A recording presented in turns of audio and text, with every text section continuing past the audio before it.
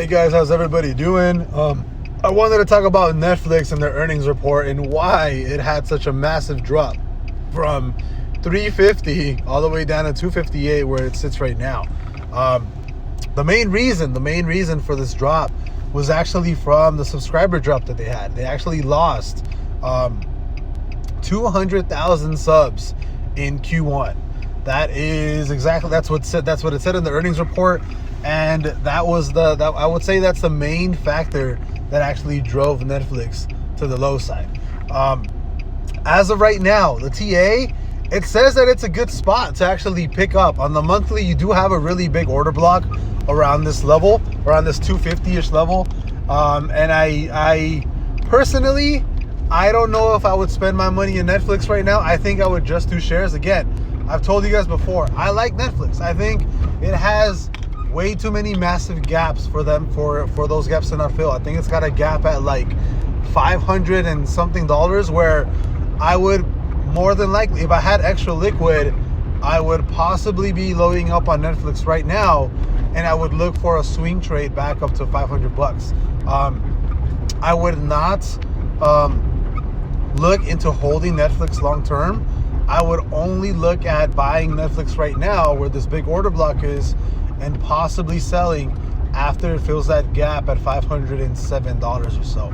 But here's the thing here's the more intriguing part, right? Here's what I think is possibly going to happen, and how I think Disney can have a substantial move to the upside with its earnings coming up on May 11th. This is actually that I already talked to my Patreon members about, is that because Netflix actually saw a loss of subscriber count, I think that if Disney on May 11th actually comes out that their subscriber count has actually increased, I think they're going to shoot up a pretty decent amount, because even in their earnings report, Netflix said that they're losing subscribers due to increased competition. And I think that they are indirectly referencing Disney Plus.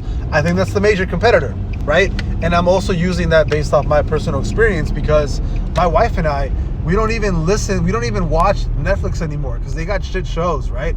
I'll be completely honest. We do not watch Netflix after they let go of The Office, right? After The Office was removed from Netflix earlier this year, me and my wife have not watched a single episode of anything on Netflix. The only thing we watched recently is Vivo, and that's because my daughter actually likes the movie. But apart from that, we barely touch Netflix. Barely, if even at all.